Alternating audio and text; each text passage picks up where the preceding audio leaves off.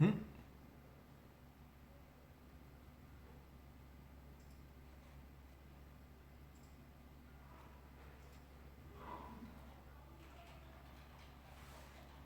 되네.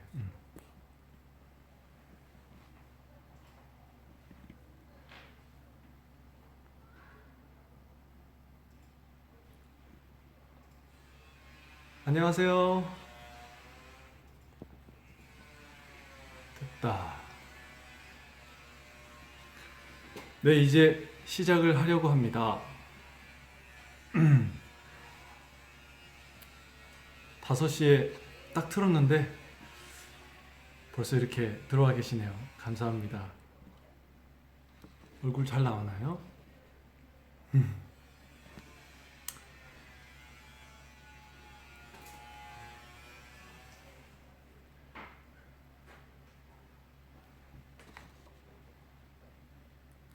안녕하세요. 연기자 강서준입니다.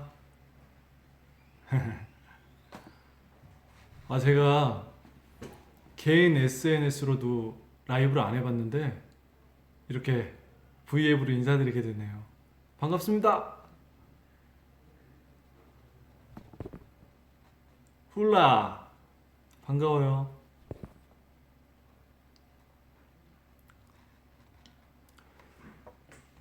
제가 라이브 방송을 처음 해봐서 굉장히 지금 설레고 또 떨리고 즐겁습니다. 네, 공사 공사 소리가 나네요.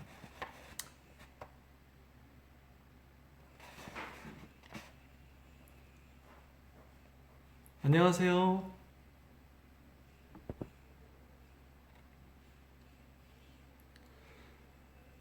네, 제가 해피시스터즈 방송 끝나고 이렇게 인사드리게 돼서 오랜만이라 반갑습니다. 요즘에 저는 드라마 끝나고 개인적으로 안녕하세요. 재충전의 시간을 아주 많이 가졌는데요.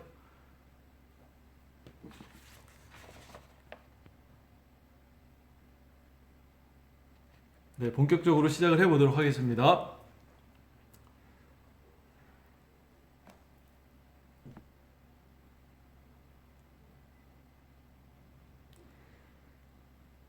아유, 해외에서도 많이 네. 네, 저는 드라마 끝나고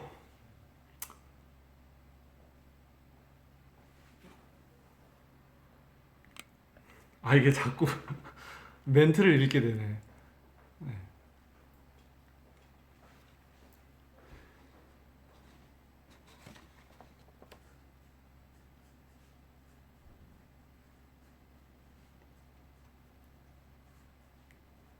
네, 떨리네요.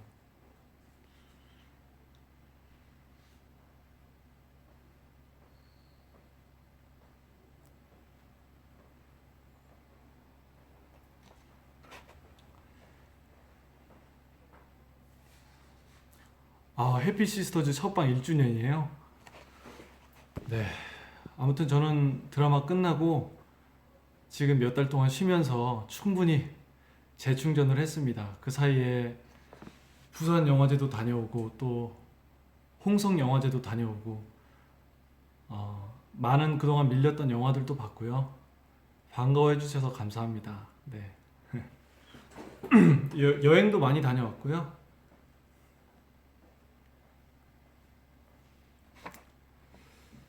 네, 오늘 V앱은 2018년 마지막인 12월 달을 맞아서 굿바이 2018,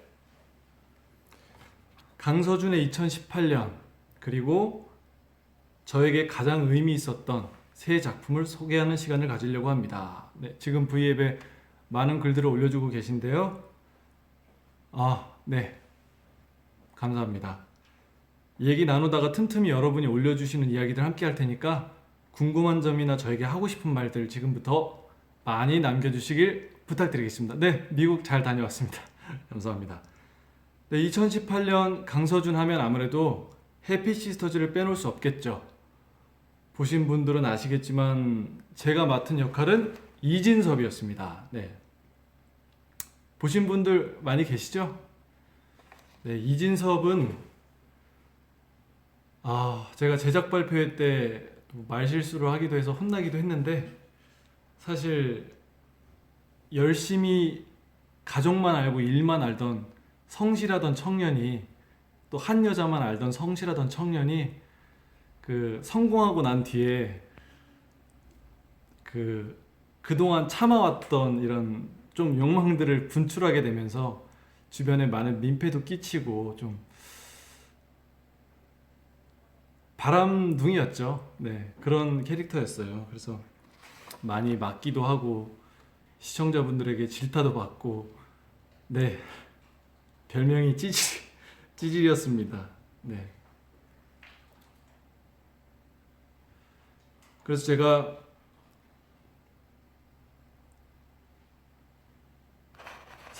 여러분들이 이제 연기를 어떻게 준비했냐, 그 역할을 어떻게, 그렇죠. 연기하면서 어려웠던 점도 있고, 기억에 남는 장면, 또 연기할 때 제일 중점을 둔 게 뭔지도 많이 물어보셨는데, 오늘 좀 그런 것들도 설명드리고, 또 다른 작품, 제가 했던 작품들도 말씀드리는 시간을 좀 가져보려고 해요. 이진섭 이미지가 벗겨졌나요? 네. 감사합니다. 진섭이 이미지는 정말 안 좋죠. 네. 제가 이진섭을 연기할 때 가장 중점을 뒀던 거는 좀 그 캐릭터를 대사를 상황을 잘 살려보자 였던 것 같아요. 그러니까 저는 연기를 할 때 지문이 있으면 그 지문만큼 연기하는 배우가 있다고 생각하고 또 지문보다 표현을 못하는 연기가 있다고 생각하고 또 그 지문 이상으로 연기를 하는 배우가 있다고 생각하는데 그 지문 텍스트 주어진 범위 내에서 더 생동감을 불어넣고 또 그것들을 그 장면을 잘 살리는 그런 배우가 좋은 배우라고 생각하기 때문에 그 부분에 가장 중점을 뒀습니다. 네. 굉장히 좀 밉고 부족한 인물이어서 끝까지 미움을 받으면 어떡하나 걱정을 좀 했었는데 다행히 또 작가님이 또 잘 써주신 덕분에 어떻게든 또 제가 귀엽게 표현해 보려고 노력도 많이 했거든요. 그래서 뭐 결과적으로는 많은 사랑을 받아서 정말 감사하게 생각하고 있습니다. 연기할 때 가장 중점을 뒀던 거는 내가 강서준이라는 배우로서 이진섭을 어떻게 좀 생동감 있게 밉지 않게, 왜냐면 저도 살고 싶으니까 너무 시청자분들한테 찍히고 싶지 않았거든요. 아유, 감사합니다. 그래서 일단 사실 제가 좀 귀여운 성격이란 얘기를 많이 들었어요. 근데 그래, 내가 가지고 있는 장점을 이 미운 놈에게 좀 결합을 시키면 그래도 좀 마음을 얻을 수 있지 않을까. 네, 그렇게 생각을 해서 진행을 했었습니다. 그렇죠. 악역은 악역일 뿐 배우는 아니죠. 근데 사실은 뭐 주로 어르신분들이나 좀 많이 몰입하시는 분들이 헷갈리시는 부분들이 좀 있는 것 같아요. 사실 캐릭터는 배역이고 연기하는 사람은 배우인데 이 배우와 배역을 헷갈리는 분들이 조금 계시는 것 같아서 사실 마트를 다닐 때나 뭐 식당에 갈 때나 이럴 때 좀 두려운 적이 좀 있었습니다. 네. 매일 아침 즐겁게 봐주셔서 감사합니다. 그리고 이진섭을 연기할 때 어려웠던 점은 뭐 지금 드라마 보신 분들이 들어와 주셔서 또 질문해 주셔서 제가 대답하기가 한결 수월한데요.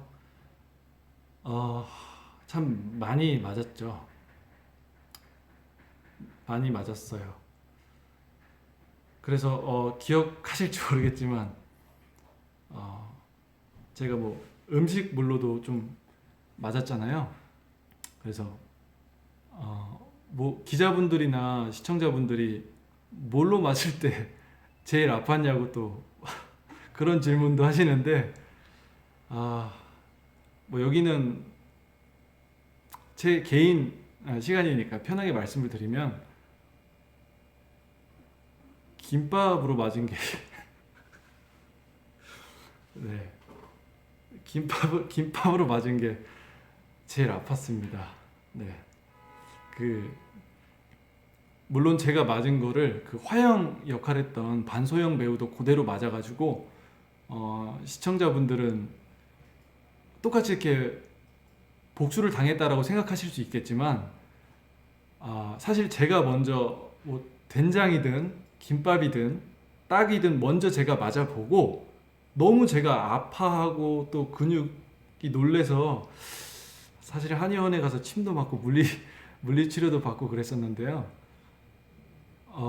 그래서 저는 예를 들어서 정말 김밥으로 밥이 꽉 찬 김밥으로 맞아서 이게 목에 힘을 많이 주고 있다가 고개가 확 돌아가면 이 근육이 놀라더라고요. 그래서 이게 담이 와서 며칠 동안 이렇게 침도 맞고 부항도 뜨고 그랬었는데, 이제 반소영 배우가 맞을 때는 좀 충격이 덜하도록 김에 이렇게 칼 자국을 내서 재료가 튀어서 좀 안 아프게 한다든지, 예를 들어서 또 된장을 말씀을 드리면, 저는 사실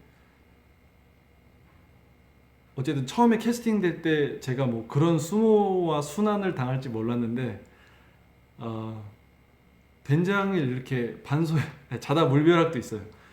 된장을 아래에서 위로 이렇게 바르는 바람에 저도 모르게 콧구멍 속으로 이게 많이 들어갔어요.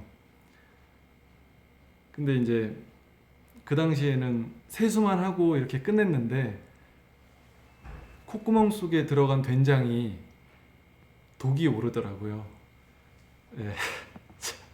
그래서 코에서 진물이 일주일 넘게 나오면서, 이게 진짜 된장으로 하면 안 되는구나 해서 반소영 배우가 맞을 때는 이제 된장 같은 커피 같은 하여튼 그런 뭐 물질을 만들어서 된장 대용으로 사용했죠.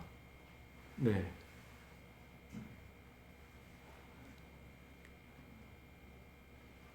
네, 같은 김밥이 아니었습니다. 네. 너무 맞는 얘기만 하나요? 제가 좀 많이 맞아가지고 다른 얘기 할까요?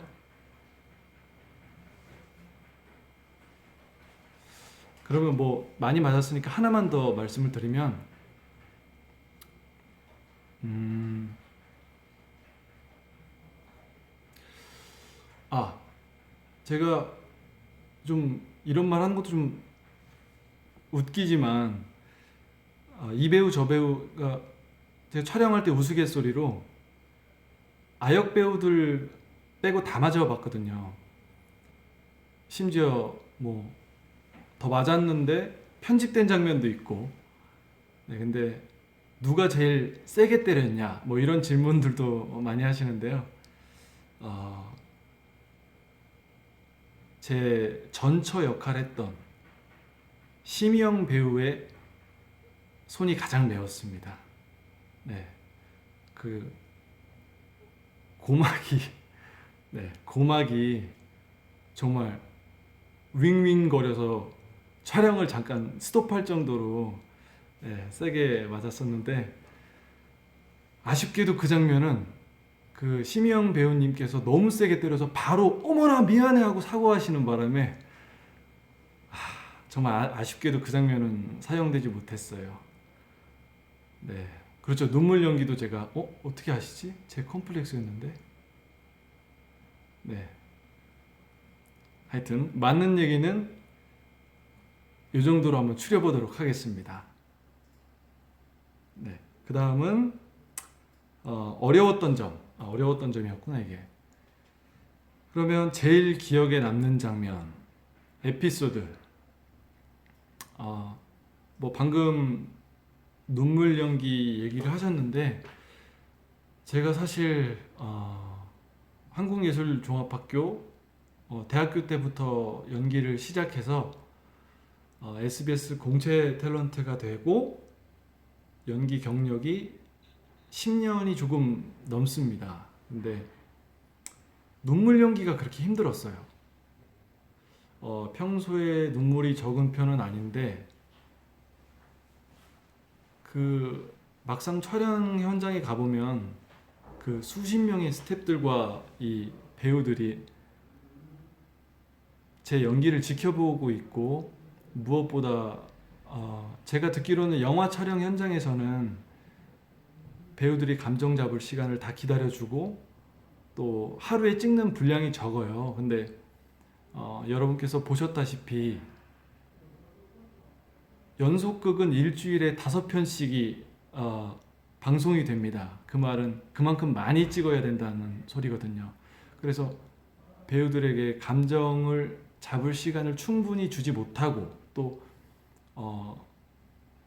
좀 항상 현장이 좀 급박하고 시간에 쫓기는 그런 작업이기 때문에 제한된 시간 안에 울어야 한다는 그런 압박감이 저를 좀 많이 괴롭혔던 것 같아요. 네. 어떻게 다 아시지? 감사합니다. 예, 맞아요. 그 울어야 한다는 압박을 내려놓기도 정말 어려웠는데, 아무튼 그래서 이번 작품을 통해서 한 번이라도 내가 좀 편법을 쓰지 않고 정말로 가슴이 슬퍼서 우는 연기를 해보고 싶다, 이런 목표를 가지고 있었고, 또 그것을 마지막 회에서 저는 이뤘다고 느끼거든요. 사실 좀 용기 있게 이제 감독님이나 스태프들한테 제가 대사를 시작하고 연기를 할 동안, 저는 대사를 못 외워서 NG를 내는 것도 아니고 감정을 잡고 있는 거니까 제가 연기할 때까지 기다려 달라고 되게 용기 있게 말을 하고, 그 수십 명이 저를 쳐다보시고 또 아무 소리도 나지 않고 또 3-4대의 카메라가 저를 찍고 있는 상황을, 그 무게를 한번 이겨내고 온전히 제 전처였던 심희영 배우님만을 바라보고 그 회개하는 마음으로 연기를 했더니, 울어야 한다는 강박을 내려놓고 정말로 내가 미안한 것을 느끼는 것을 목표로 몰입을 해서 부끄럽지만 10년 만에 그 눈물 연기의 트라우마를 극복했습니다. 네, 저한테는 되게 의미 있는 순간이었고 되게 성취감을 느끼는 순간이었던 것 같아요. 사실 눈물 연기에 몇 가지 편법이 있어요. 가장 이런 거 말씀드려도 되나? 아무튼 가장 많이 이제 쉽게 사용할 수 있는 게, 이렇게 한 곳을 예를 들어서 상대방의 눈을 이렇게 뚫어지게 이렇게 쳐다보면 눈물이 맺히거든요. 거기서 눈물이 맺힌 상태에서 연기를 하면 조금 더 눈물이 수월하게 흐른다거나, 아니면 티어스틱이라는 제품이 있어요. 이렇게 좀 파스 같은 건데 그거를 눈 밑에 바르면 눈물이 이제 감정과 무관하게 좀 흐르기도 하거든요. 네네, 그 무릎 꿇고 부탁하던 그 장면 맞습니다. 네. 근데 저도 여러 작품들을 보면서 어떤 배우들이 눈물 연기를 할 때는 제 마음에 아무런 감흥이 없다가, 또 어떤 배우가 눈물을 흘릴 땐 저도 같이 아무 맥락도 모르는데 저도 같이 눈물이 흐를 때가 있거든요. 그래서 그것이 무슨 차이일까라는 생각을 좀 해봤는데, 얼마나 그 눈물이 이 마음에서, 가슴에서 우러나오는 진실된 눈물인가, 그 차이인 것 같고, 그래서 저도 그 도전을 했고, 그것을 마지막 그 장면에 돼서야 좀 완전하게 극복했다고 생각합니다. 네. 네, 저에게 해피 시스터즈란 하고 물어보셨는데, 사실 제가 연기를 시작하면서 나도 주인공이 될 수 있을까? 라는 좀 항상 궁금함과 반신반의하는 마음이 있었어요. 내가 연기를 시작해서 작품을 이끌어가는 주인공이 될 수 있을까? 근데 해피 시스터즈를 통해서 그것을 이루었죠. 그래서 좀 제 솔직한 심정으로는 속담에 이런 말이 있잖아요. 칼을 뽑았으면 무라도 배라는 속담이 있듯이 내가 연기를 하기로 마음먹어서 칼을 뽑았으니까 무는 뱉구나. 무는이라고 폄하하는 것이 아니고 칼을 뽑아서 무를 뱉구나. 이제 앞으로 더 단단한 것들도 배고 나가보고 싶다라는 생각을 합니다. 저한테는 칼을 뽑아서 무를 벤 그런 작품입니다. 전화 통화 시는 정말로 하는 거냐고요? 아닙니다. 전화 통화하는 장면은 사실은 다 연기하는 거예요. 네. 실망하셨습니까? 네, 다 연기죠.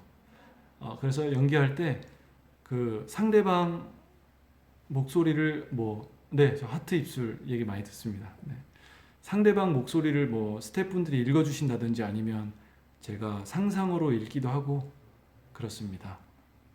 네, 다음으로 넘어가 볼까요? 해피 시스터즈 얘기는 질문해 주시면 그거에 따라서 다시 해보도록 하겠습니다.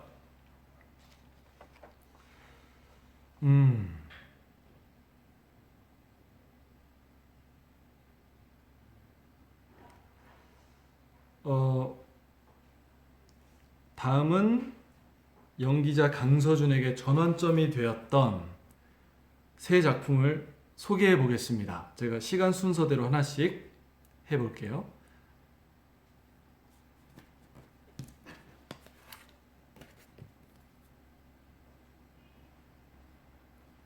이거 영화만 아셨죠?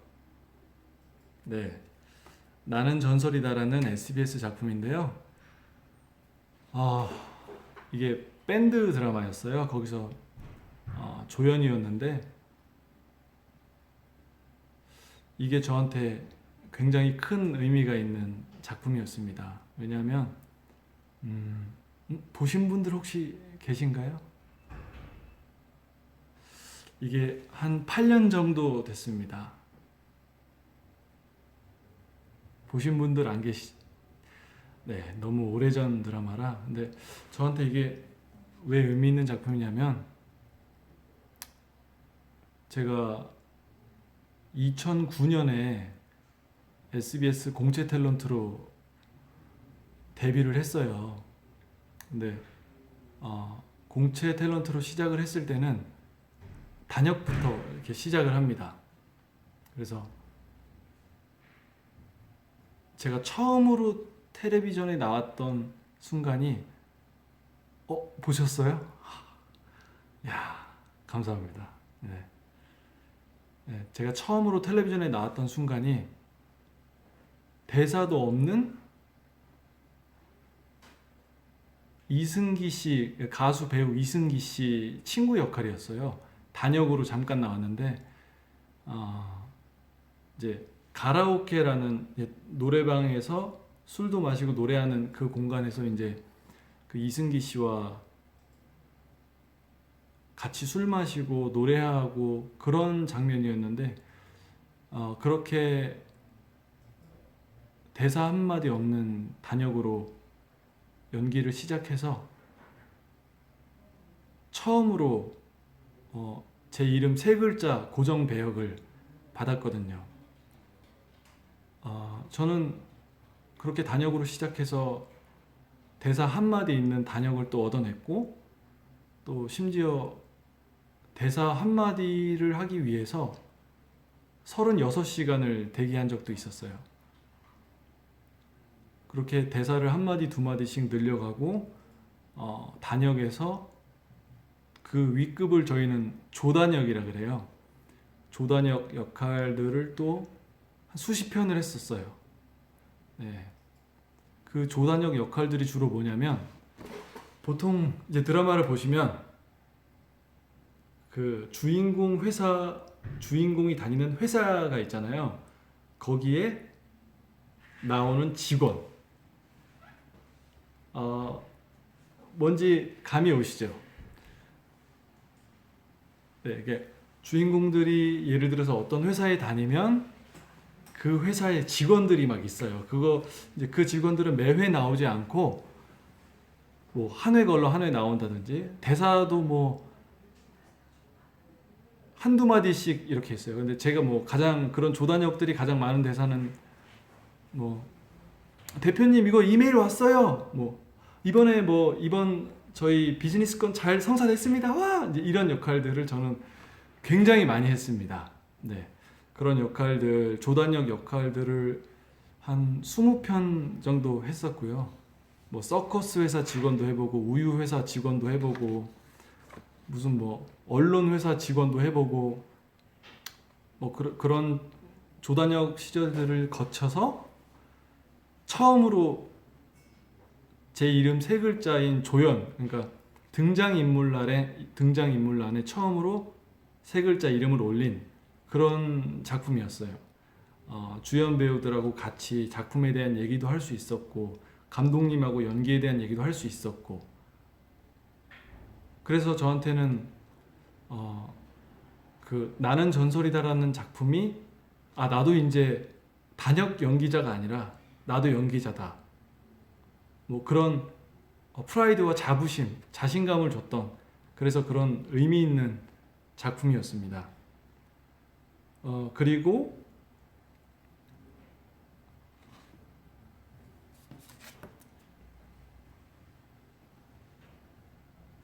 이 비밀의 문이라는 작품인데요.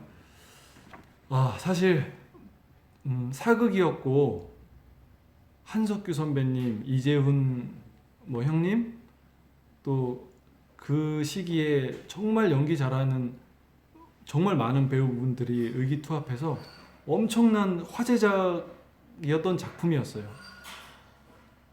그래서 제 역할이 이재훈 형님의 이귀사, 그러니까 바로 최측근 호위무사였거든요. 역할도 너무 좋았고, 그래서 이 비밀의 문을 통해서 사실 저는 그때 좀 어린 마음에, 이제 나는 고생이 끝났다, 나는 이 작품을 통해서 스타가 되겠다라는, 네, 그런 부푼 마음을 갖게 했던 작품이었어요.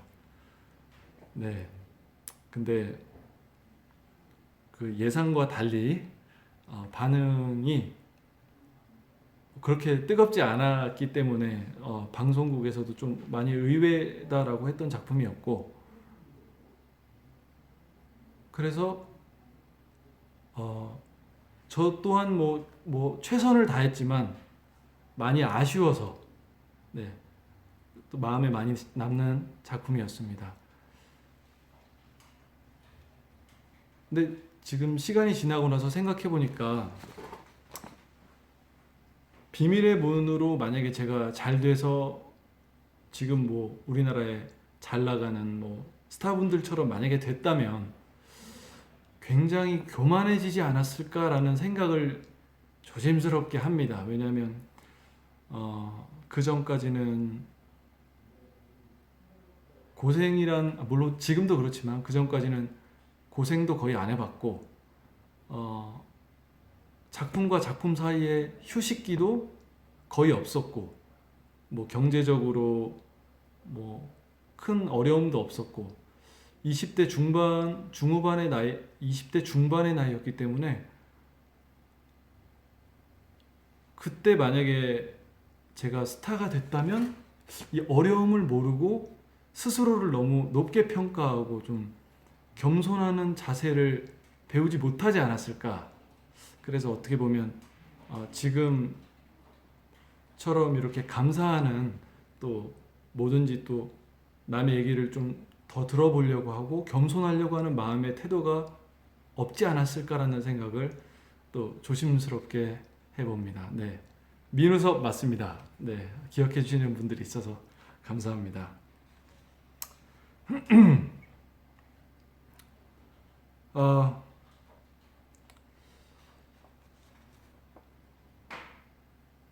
해피시스터즈 얘기를 어떻게 더 해볼까요? 제가 너무 여러분들이 모르는 작품 얘기를 많이 했죠. 벌써 시간이 30분이나 지났네요. 네, 비밀의 문이 참 내용은 재밌는데 많이 어려웠다고들 하시더라고요. 대사라든지 단어가 그 시대를 정말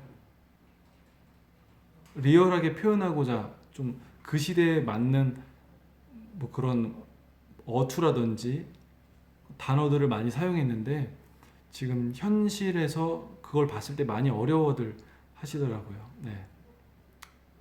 비밀의 문을 찍으면서 제가 기억에 많이 남는 거는 제가 그 민우섭이란 역할이 조연이었는데 항상 주인공이었던 이재훈 씨와 같이 다녔기 때문에 스케줄이 주인공 스케줄이었어요. 그래서 집에 일주일에 한 번 겨우 들어갔었는데 그 한 번 들어갈 때 캐리어에 일주일 어치의 이제 속옷과 뭐 음식물과 약, 뭐 세면도구들을 다 챙겨왔던 기억이 나요. 정말 오랜 시간 지방에 있었고 뭐 모텔이나 뭐 이런 여관이나 이런 데서 잠깐 눈 붙이면서 오랜 시간 칼 들고 사도세자였던 이재훈 씨 옆을 졸졸 쫓아다녔었는데 재밌는 거는 그 제가 사도세자의 호위 부사였는데 비밀의 문 촬영하는 5개월이라는 시간 동안 극 중에서 칼을 한 번도 뽑지 못했습니다. 네. 사실 제가 검도 1단이거든요. 그래서 한번 기회가 되면 멋지게 검수를 보여드리고 싶었는데 그게 이 무를 중시하는 드라마가 아니고 문을 중시하는 드라마더라고요. 예. 그래서 칼은 주로 쉬는 시간에 뽑아서 잠을 쫓을 때라든지 잠을 쫓을 때라든지 스트레칭을 할 때 사용했습니다. 네.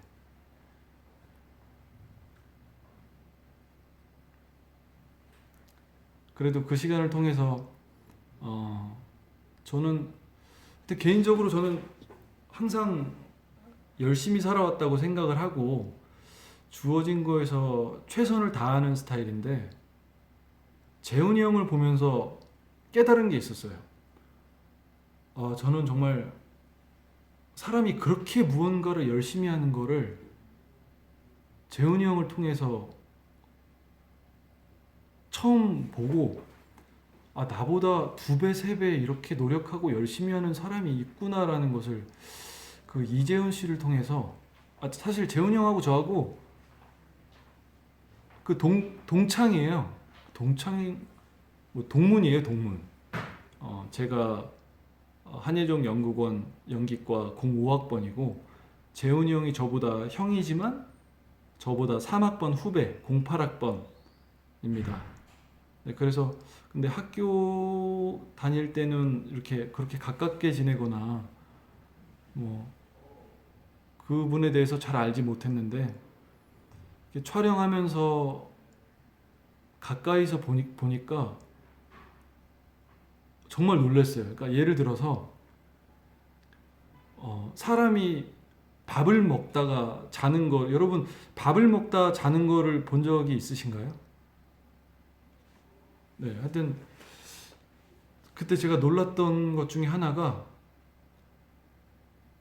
재훈이 형이 대본을 손에서 놓지 않는데 갑자기 무슨 재훈이 형 칭찬하는 뭐 그런 분위기가 돼버렸는데 밥을 먹다가 숟가락을 입에 물고 대본을 본체로 자는 거를 제가 본 적이 있거든요. 그래서 정말 촬영 현장에서 잡담 한마디 안 하고 밥 먹으면서까지 잘 정도로 대본을 놓지 않는구나. 정말 세상은 넓고 나보다 열심히 하는 사람은 정말 많구나.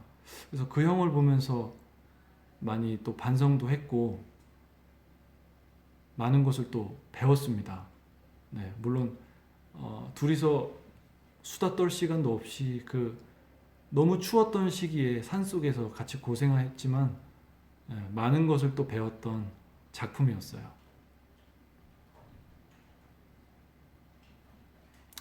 제가 너무 저만 떠들죠. 원래 좀 이거 좀 읽고 그래야 되는데 어디 한번 올려서 조금만 보겠습니다.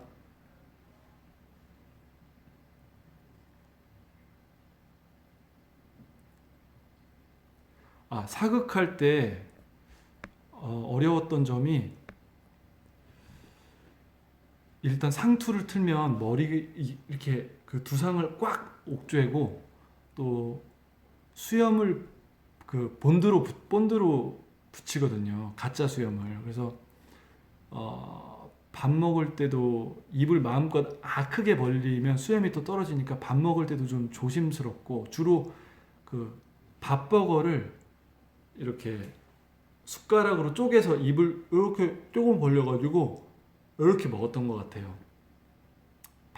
수염을 붙이고 밥 먹는 게 힘들었고 또 뭐 다 촬영하시는 분들 힘드시겠지만 밥 먹으면서 이렇게 이 본드 냄새를 맡으면서 밥을 먹는 게 사실 좀 고통스럽죠. 네, 밥에 이렇게 수염이 떨어져서 같이 먹기도 하고 또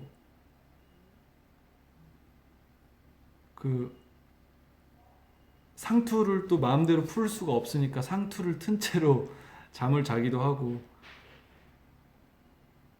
좀 하여튼 저는 수염과 많이 싸웠던 것 같아요. 또 계속 이게 잠깐 씻고 다시 나가고 이런 스케줄의 연속이었어서 그런 부분들이 가장 힘들었고 마지막에 드라마가 끝날 즈음에는 이 본드 독이 올랐어요. 여기에 이렇게 빨갛게 독이 올라서 다행히 이제 드라마 끝날 즈음에 독이 올라서 다행이었는데 이렇게 코 밑에서부터 입술 끝까지 본드 독이 올라서 이게 한동안 약 바르고 좀 피부과 다니고 고생했던 기억이 있습니다. 네, 그래서 사극은 참 힘들어요. 여름에 덥고 겨울에 춥고 하지만 물론 주어진다면 또 감사한 마음으로 열심히 해야겠죠? 네, 그리고 또 너무 저만 떠들죠. 한번 읽어보겠습니다.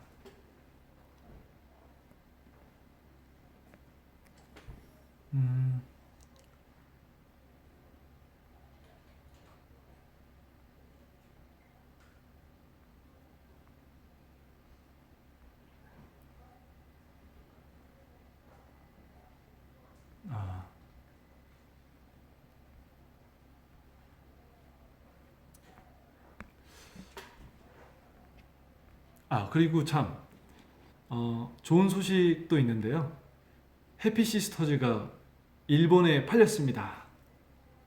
네, 일본에 수출이 돼서 저번 달이죠. 11월 28일부터 방영이 되고 있습니다. 네, 그렇다는 것은 제가 해피시스터즈 초반에 정말 나쁜 정말 너무 싫은 사람이었잖아요. 제가 아니라 진섭이가. 그래서 지금 일본에서 해피시스터즈를 보는 분들은 얼마나 제 욕을 하고 계실까. 네, 이런 또 나름 재밌는 생각도 해보고 아무튼 일본에서 그 드라마가 잘 돼서 또 많은 또 길이 열렸으면 좋겠네요. 네, 시강이와 저와 또 일본에서 어떻게 될지 모르니까요. 네. 그리고 해피시스터즈 배우들하고 아주 잘 지내고 있습니다. 특히 민영주 역할을 했던 이시강 배우하고는 뭐 거의 격주로 만나서 축구도 같이 하고요. 다음 주 주말에 이시강 배우하고 같이 미얀마를 가기로 했습니다. 네. 미얀마, 우리나라와 미얀마가 이제 제 1회로 영화제를 한대요. 그래서 거기에 초청을 받아서 이시강 씨와 함께 나란히 손잡고 미얀마에 4박 5일 다녀올 계획입니다. 네. 시강이라고 하면 안 되지. 시강 씨도 정말 열심히 하던 친구였어요. 정말 전 제가 제일 열심히 하는 사람인 줄 알았는데 뭐 이재훈 씨도 그렇고 이시강 씨도 그렇고 정말 열심히 합니다. 네. 여행이자 또 미얀마에 가서 견문도 넓히고 네, 거기서 또 새로운 분들도 만나고 또 새로운 작가분들하고 또 같이 가니까 또 좋은 소식도 들려드릴게요. 벌써 시간이 꽤 지났는데 미얀마에서 라이브 해드리겠습니다. 네, 약속. 시간이 꽤 지났는데 그래도 많은 분들이 감사하게도 들어와 계셔서 무슨 얘기를 더 해야 되나 싶기도 하고 아니면 너무 저 혼자 떠든 것 같아서 좀 글을 더 읽어볼까 싶기도 하고요. 네, 잘 다녀오겠습니다.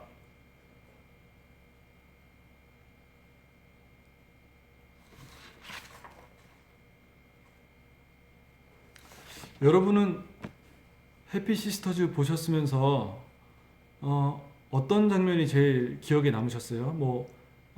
그 장면의 비하인드 스토리가 궁금하다시던지 아니면 아까 전화 통화처럼 그건 어떻게 촬영하는지 알고 싶으신 거 있으시면 물어보시면 제가 대답해 드리겠습니다.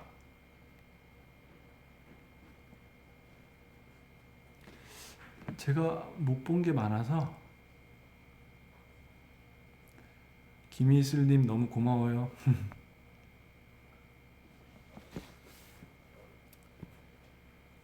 네, 제가 축구를 굉장히 좋아해요.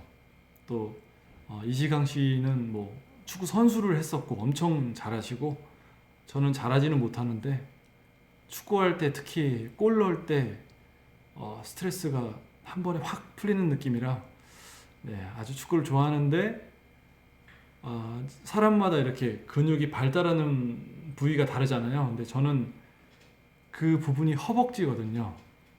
그래서 축구를 한 달만 열심히 해도 기존에 있던 바지가 맞질 않습니다. 그래서 최대한 자제하며 즐기는 편입니다.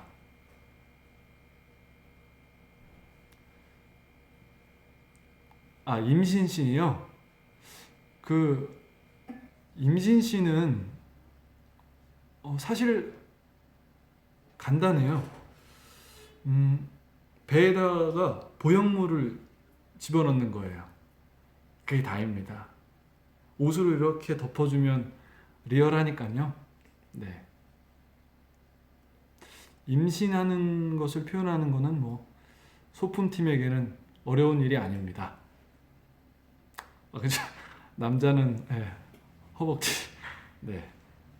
제가 허벅지가 유독 이게 발달이 잘 돼서 근데 저는 콤플렉스예요. 그게 일단 다리가 짧아 보이고 기존에 있던 옷이 맞지 않고 약간 좀 허벅지가 너무 두꺼울 때는 좀 짓궂은 친구분들이 근육돼지 같다고 좀 놀리기도 하고 그래서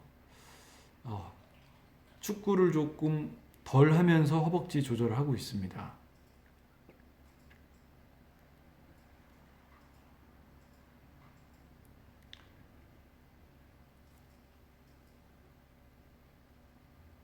네, 글쎄요, 연말 계획은 아직 없는데 크리스마스에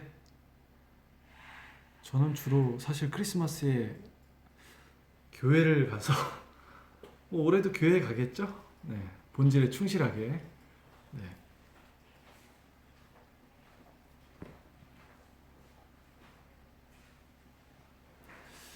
또 무슨 말씀을 해주셨을까?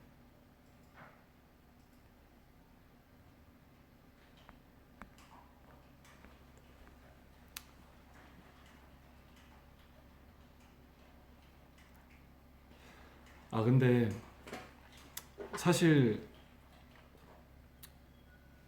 솔직히 그냥 그 해피 시스터즈 이진섭 역할 하면서 어떻게 이렇게 찰떡같이 찌질한 걸 잘했냐, 뭐 이런 뭐 과분한 칭찬도 뭐 많이 받아서 뭐 솔직히 기분도 좋고 했는데, 약간 캐스팅 비하인드 스토리를 말씀드리자면, 이거는 뭐 시강 씨도 모르는 부분인데, 사실 제가 그 성인 배우 중에 가장 먼저 캐스팅이 됐어요.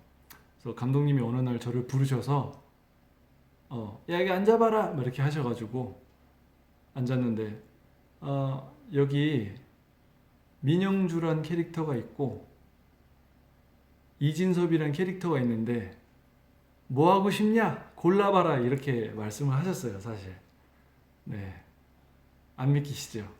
제가 민영주 역할을 한다고 생각하면 되게 이상하시죠? 네, 사실은 그런 일이 있었습니다. 네, 근데 저는 사실 좀 그동안 공채 생활하면서나 뭐 이쪽 일을 하면서 단역 생활을 좀 많이 해봤기 때문에 좀 그렇게 단편적인 인물보다는 입체적인 인물을 연기해보고 싶었고, 이진섭을 연기하면 제 희노애락을 원 없이 다 보여줄 수 있을 것 같다는 생각에 네, 그렇죠. 이진섭 역할을 하겠다고 말씀을 드렸어요. 근데 사실 감독님도 이진섭 역할을 염두에 두시고 그냥 그렇게 물어보셨던 것 같기도 해요. 그러면서 네, 형주 될 뻔했어요. 네, 형주 될 뻔했습니다. 어쨌든 그 진섭이 역할로 캐스팅이 되고 나서 작가님과 감독님과 어울려 다니던 시간도 꽤 길었고, 그러면서 제 말투, 제 행동, 제 눈빛, 뭐 제가 뭐 가지고 있는 이런 것들을 작가님이 엄청 유심하게 관찰하신 것 같아요. 그래서 처음에는 내가 연기를 잘하는구나, 내가 표현을 잘하는구나 라고 생각을 했었는데 그게 교만이었다는 걸 깨달았습니다. 작가님이 되게 제가 잘할 수 있도록 저의 이 깊숙한 곳에 있는, 누구나 뭐 그런 게 있듯이 찌질함이나 장난기, 귀여움, 애교 뭐 이런 것들을 유심히 관찰하고 그것을 대본에 다 이렇게 녹여서 써주셨더라고요. 그래서 잘 써주셔서 내가 이렇게 잘할 수 있었구나, 내가 잘나서 잘한 게 아니었구나, 이것도 엄청난 행운이었구나, 감사할 일이구나 라고 생각하게 됐습니다.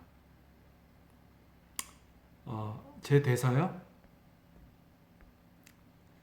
제 대사 중에 기억 남는 거는 나쁜 대사밖에 없어요. 욕먹었던 거, 뭐 예은아? 뭐 이런 거. 네, 뭐 그리고 저도 연기하면서 사실 드라마 마지막 장면, 엔딩 장면은 사실 주연 배우들만 할 수 있는 거거든요. 그래서 엔딩 장면을 꼭 나와보고 싶다, 옛날부터 이런 꿈이 있었는데 엔딩에 원 없이 나왔습니다. 근데 항상 엔딩은 다음 화를 궁금하게 만들어야 하기 때문에 제가 많이 놀랬죠, 항상. 그래서 제가 제일 기억에 남는 장면은 제 대사가 아니고 제 표정이었던 것 같아요. 항상 다음 화를 궁금하게 만들게끔 하는 저의 표정 하나만 뭐 보여드리자면, 많이 뭐 기억나실 텐데 뭐 이런 거. 네, 그러면 다음 화가 궁금하잖아요. 네, 그래서 항상 많은 부분 엔딩이 저의 몫이었던 것 같고, 그래서 또 제 소원을 원 없이 이루었습니다. 사실 제가 50분을 떠들어서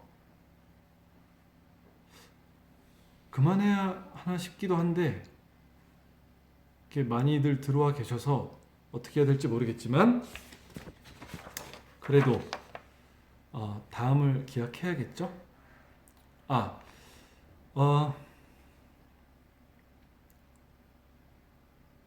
2019년에 배우로서의 목표를 물어봐 주셨는데 그것을 마지막으로 마치도록 하겠습니다.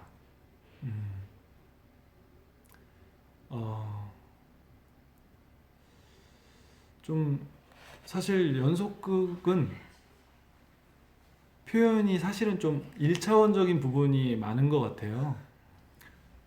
예를 들면 화났으면 나 화났어 막 좀 이렇게 좀 쉽게, 그리고 슬프면 눈물을 펑펑 흘리고 삐지면 이렇게 그냥 이렇게 보고, 뭐 희노애락을 좀 1차원적으로 표현해야 되는 장르인 것 같아요. 왜냐하면 그 연속극, 주말 드라마, 미니 시리즈마다 시청층이 다르거든요. 예를 들어서 누군가는 눈빛만 흔들리는 이 내면 연기로 감동을 얻는다면 또 누군가는 1차원적인 직설적인 표현으로 또 감동을 얻고 이해하시는 분들도 있거든요. 좀 요것만 제가 설명드리고 마치겠습니다. 예를 들어서 저희 어머니 같은 경우는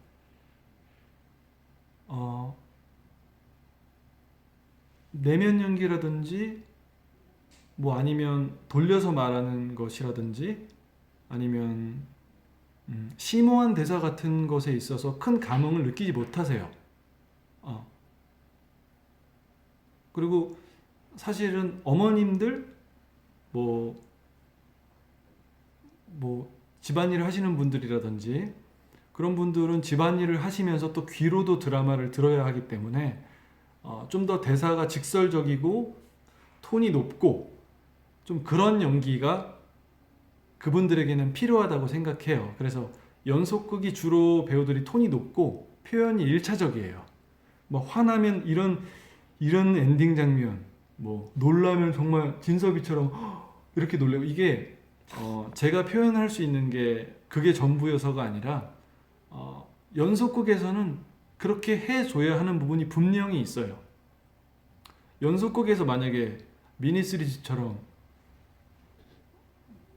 웃으면서 운다든지 아니면 조곤조곤하는 말로 돌려 하는 말로 뭐 분노를 표현한다든지 하면 아마 아침에 일하시거나 뭐 출근 준비하시거나 뭐 그렇게 하시는 분들이 이해를 못 하실 수 있거든요. 그래서 1차원적인 연기 표현을 좀 중점적으로 했었는데 이제는 내년에는 이제는 좀 그런 1차원적인 연기보다는 제가 해보지 못했던 좀 내면 깊은 연기에 도전을 해보고 싶습니다. 그리고 저는 아직 도전할 때라고 생각하고요. 네, 그래서 2019년에는 좀 더 작품성 있고 더 큰 감동을 줄 수 있는 작품, 더 가슴을 울릴 수 있는 그런 좀 진중한 그런 캐릭터로 찾아뵙고자 합니다. 네, 벌써 시간이 이렇게 많이 지났습니다. 네, 한 작품 더 하고 팬미팅 하겠습니다. 네. 예, 저는 하여튼 시간이 어떻게 가는지도 모르게 사실 좀 긴장도 하고, 이게 무슨 그 생방송이죠. 일종의 생방송. 저도 살면서 이런 경험이 처음이고 혼자 떠든다고 표현해서 죄송한데 혼자 말하는 이런 경험이 처음이고, 막상 이걸 하게 되니까 제 말도 해야 되고 글도 올라오고 이게 또 싱크가 약간 다르니까 뭐 하여튼 타이밍도 좀 안 맞고 이런 부분이 있었는데 그래서 뭐 좀 당황도 많이 했는데 참 즐거웠습니다. 그래도 많이 좋게 봐주시고 응원해 주셔서 정말 감사드려요. 전 개인적으로 2018년이 아까 말씀드렸듯이 일단 칼을 뽑았으니 물을 썬 아주 의미 있는 한 해였던 것 같습니다. 남은 한 달도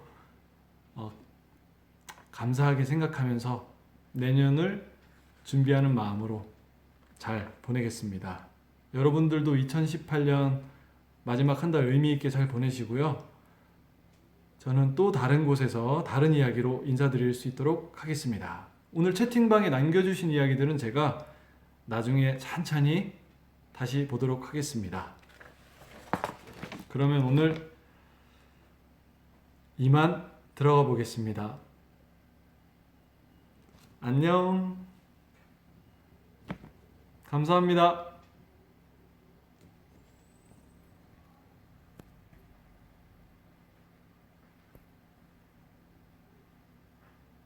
음?